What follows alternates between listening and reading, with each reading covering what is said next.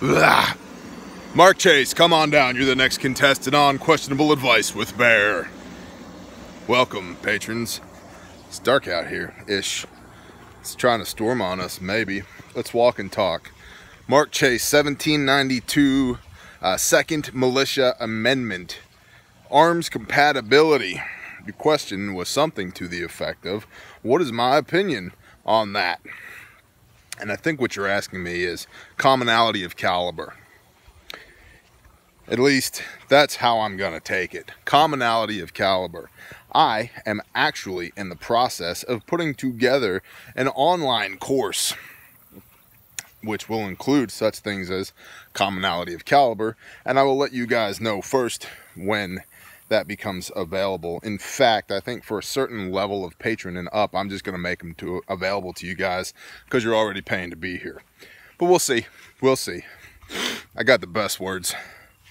Commonality of caliber. Yes. Yes. So the 1792 Second Militia Act basically said that every able-bodied man between this age and that age should have a rifle, and I believe it was, it's either 20 shots or 50 shots, right? And all the powder and kit, a knapsack, and it basically laid out kind of the minimum loadout. If you get tapped on the shoulder, hey bro, it's your turn to go stand in the gap, here's what you need to have. I agree completely. Now, I think it's important to distinctify, that's not a word, differentiate between your mag tribe group and the militia. So the militia is going to have its own requirements. The Texas State Militia required loadout, minimum loadout, is almost exactly the Marine Corps combat loadout. Okay, and you got, remember, there's degrees here: 4 hours, 4 days, 4 weeks, 4 months. So we've talked about this before. The idea that you're going to move around with a 100-pound rucksack to assault the target is, what did Jocko say in Extreme Ownership? Man, it'll come to me. Overconfidence is often seen, or most often seen, in units who have never been tested by combat. That's something to think about. Overconfidence is most often seen in units that have never been tested by combat, which is why you have guys who think that they can carry a 100-pound rucksack into the unknown SHTF combat situation, man, and they'll be just fine. Because there is a firepower versus mobility equation. Get back on target, T. Roger that.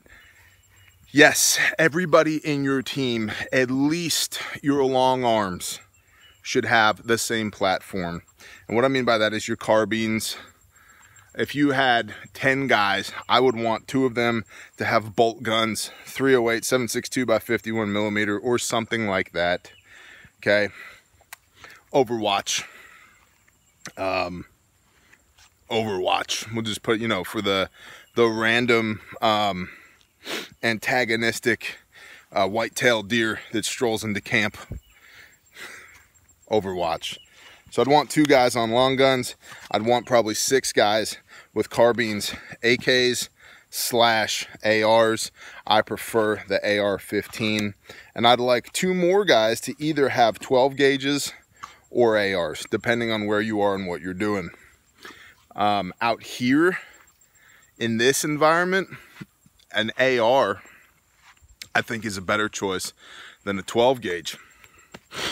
If in a more urban environment, suburban environment, where you have a shorter distance for your engagement, the 12 gauge can do a lot of damage. And I know with the proper loading and this and that and blah, blah, blah, but check that. Dude, I can shoulder an AR and shoot from 0 to 300 meters with open sights with 30 rounds in the magazine and then instantly reload in 2 seconds if I need to. So 2 guys with long guns, 6 guys with ARs, and 2 guys with either shotguns or ARs, or a combination of the 2, depending on how you choose to set up your security forces. Cool.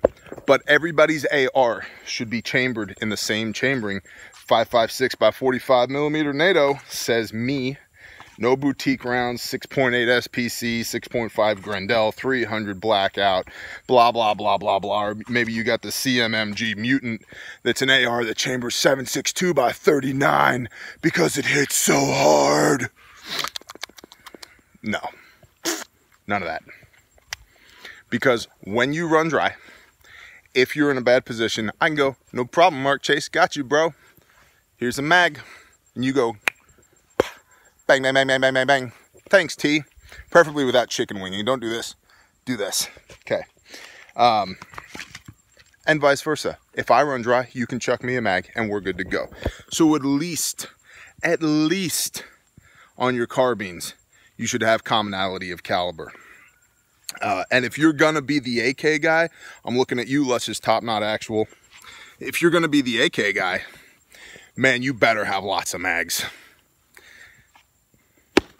Now, see, now it makes me think, but I love him. What happens if something bad happens? Now I got to carry 2 AK mags too.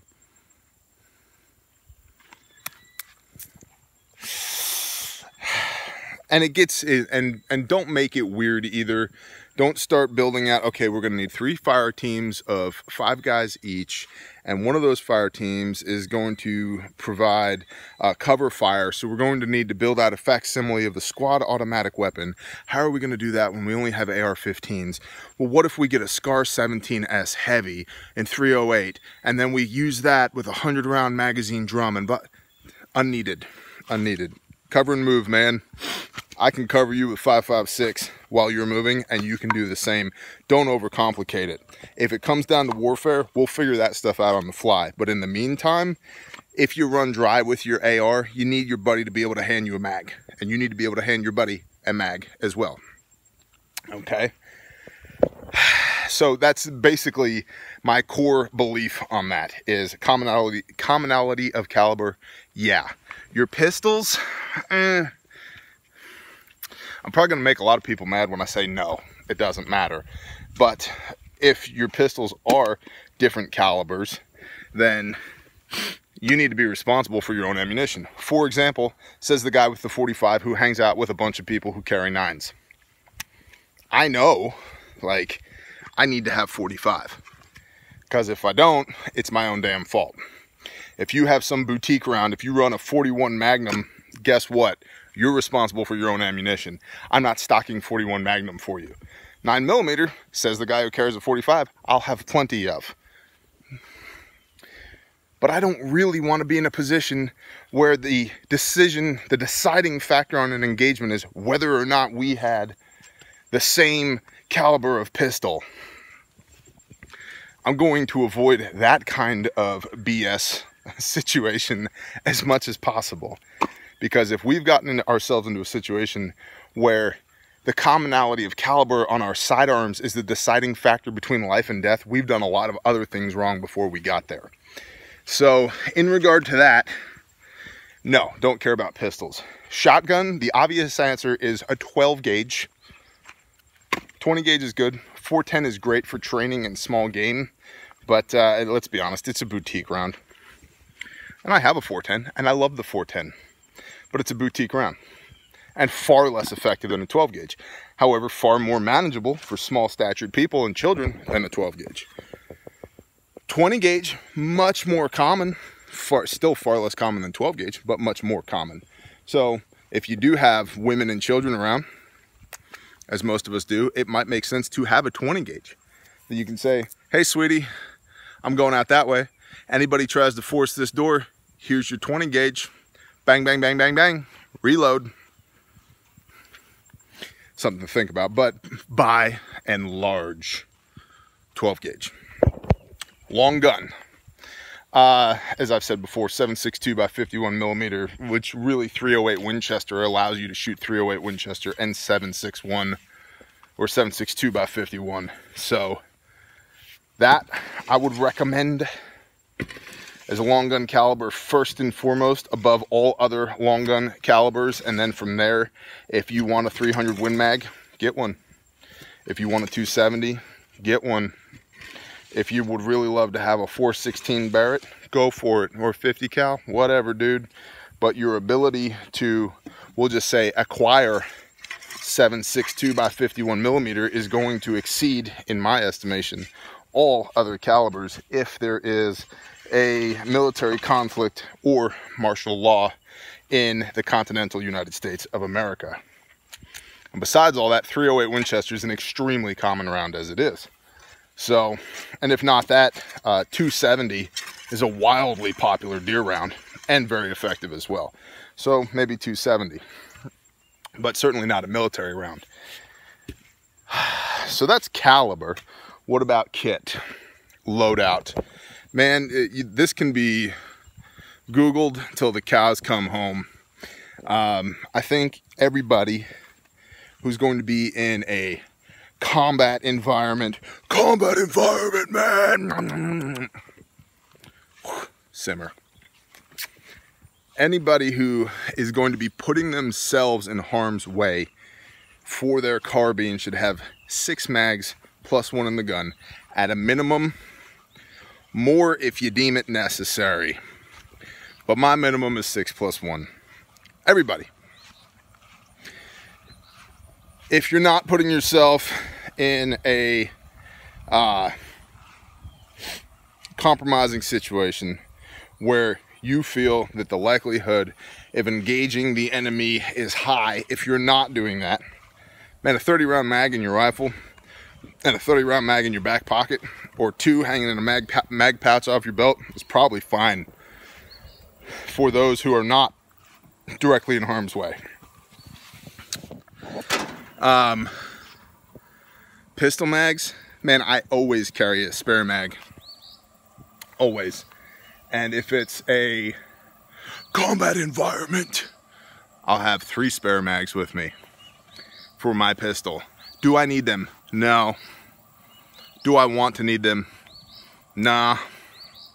The pistol exists for 2 reasons: to fight your way back to the long gun you should have had in the first place, or if your long gun runs dry or has a malfunction, and it's easier and faster and more efficient to transition to your pistol if you can make the shot with your pistol, which you need to train with, so you can make the decision that quick to drop your rifle and grab your pistol and re-engage with your pistol rather than clear a malfunction or reload.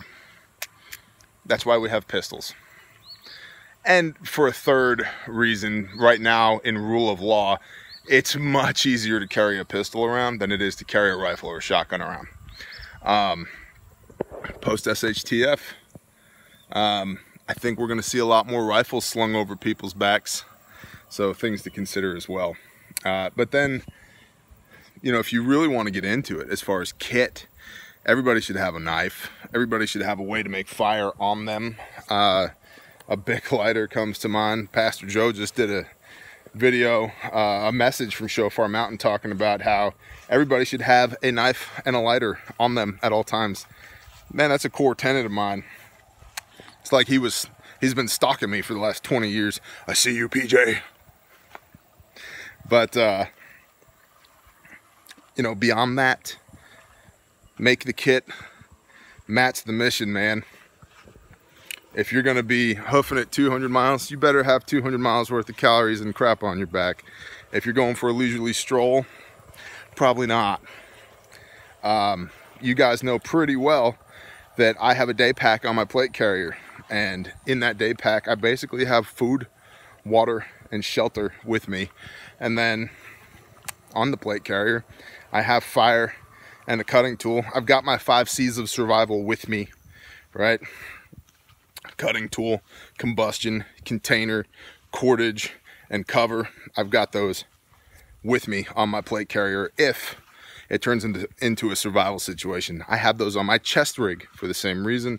I have them in my rucksack, in my day packs, in my go bags. Like that stuff, those basic 5 C's permeate all through my systems.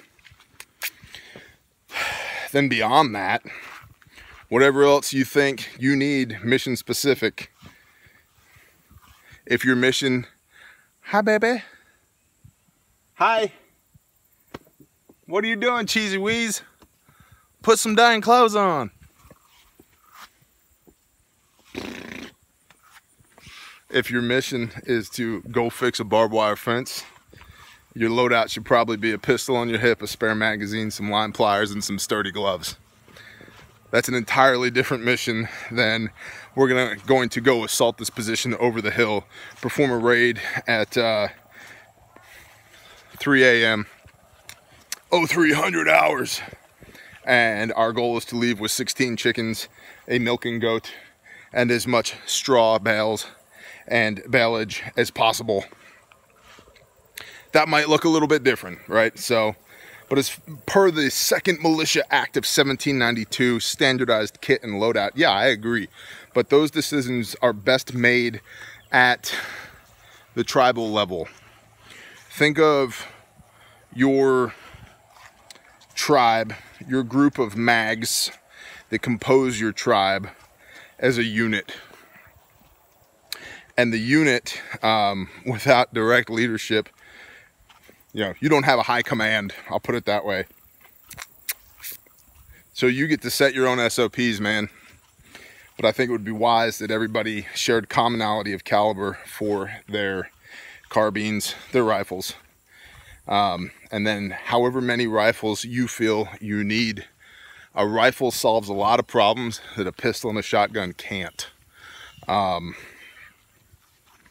that there's not room for pistols and shotguns in our systems, but man, an AR-15 properly set up is a 0 to 300 meter gun or a 300 to 6 meter gun. Solves a lot of problems. Out here, it's hard to find. I can't find a 300 meter shot out here. It's so tight. Right now, you go out to West Texas, all of a sudden, maybe a SCAR 17 running a 1 to 8.